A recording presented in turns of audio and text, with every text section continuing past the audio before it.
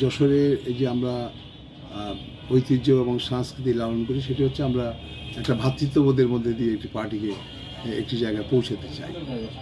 একটি বৃহত্তর রাজনৈতিক দলের মধ্যে মত পার্থক্য, চিন্তার পার্থক্য থাকতেই পারে, কিন্তু আমরা আদর্শিকগতভাবে আমরা একটি রাজনৈতিক দলের আদর্শ ধারণ করি এবং তা বাস্তবায়নের জন্য আমরা সবাই কাজ করছি। তো আজকে বাংলাদেশ জাতীয়তাবাদী দল যশোরে আমরা একটি গণতান্ত্রিক ধারা, আজকে না অতীতেও আমরা অব্যাহত রেখেছিলাম, অতীত করেছিলাম। আমি যখন সাংগঠনিক সম্পাদক হয়েছিলাম তখন তৎকালীন সময় ভোটের সংখ্যা ছিল প্রত্যেকটা ইউনিটের প্রেসিডেন্ট সেক্রেটারি, তার মানে তখন আমাদের 9টা ইউনিট ছিল, 9 দুগুণে 18টা ভোট ছিল। তখনও আমি ভোটে সাংগঠনিক সম্পাদক সেক্রেটারি, আমি বিনা প্রতিদ্বন্দ্বিতায় নির্বাচিত হয়েছিলাম, প্রার্থী ছিল না বা প্রার্থী না থাকার কারণে। তো আজকে নির্বাচনটা আমরা এবারে আমাদের পার্টির ভারপ্রাপ্ত চেয়ারপারসন জনাব তারেক রহমান পার্টিকে আরও গণতন্ত্রায়ন করার জন্য এবং বাংলাদেশ জাতীয়তাবাদী দলের বিরুদ্ধে বা বিভিন্নভাবে বিভিন্ন রাজনৈতিক দল বলে যে বিএনপির মধ্যে গণতন্ত্র নেই, সেটি আমরা ইতিমধ্যে প্রমাণ করতে সক্ষম হয়েছি। সারা বাংলাদেশ ব্যাপী, দেশব্যাপী এই নির্বাচনগুলোকে আপনারা নিশ্চয়ই জানেন যে গণতান্ত্রিক ধারায় পার্টি তার নেতা নির্বাচন করছে।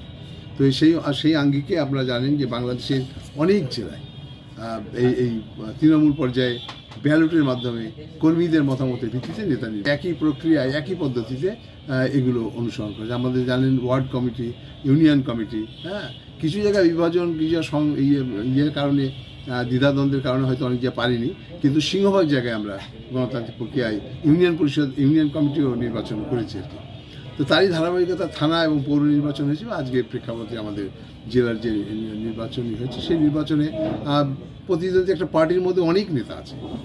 সভাপতি হওয়ার জন্য এই পার্টিতে অন্তত 2-5 জন আছে, কিন্তু সবাই তো হতে পারবে না। একজন যাকে হোক একজন দায়িত্ব নেবে, এখানে নির্বাচিত শুধু না, কর্মীরা এখন দায়িত্ব দিয়েছেন কি ইনি দায়িত্ব পালন করবেন। আমি মনে করি আমি সার্টেন সময়ের জন্য এই পার্টির সভাপতির দায়িত্ব পালন করব।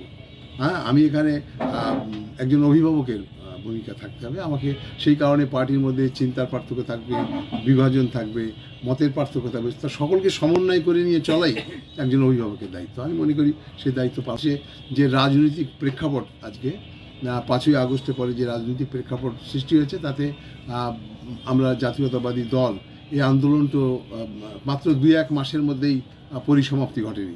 একটা দীর্ঘ পথ পরিক্রমার মধ্যে দিয়ে আমরা এসেছি।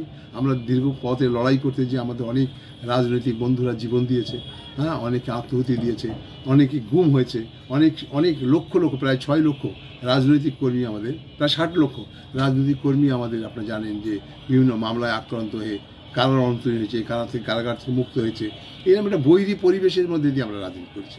আজকে আপনার যে গণতান্ত্রিক যে প্রেক্ষাপট তৈরি হয়েছে, আমরা মনে করি আজকে অন্তর্বর্তীকালীন সরকার তারা রাষ্ট্র পরিচালনা করছে। আমরা মনে করি যে একটা অন্তর্বর্তীকালীন সরকার রাষ্ট্র পরিচালনা করতে খুব সফল হয় না যদি গণতান্ত্রিক ধারা না আসে। আমরা সেই জন্য মনে করি যে এই মুহূর্তে বাংলাদেশে একটি নির্বাচন হওয়া জরুরি, যে নির্বাচনে জনগণের মতামতের প্রতিফলন ঘটবে এবং একটা জনগণের সরকার গঠিত হবে।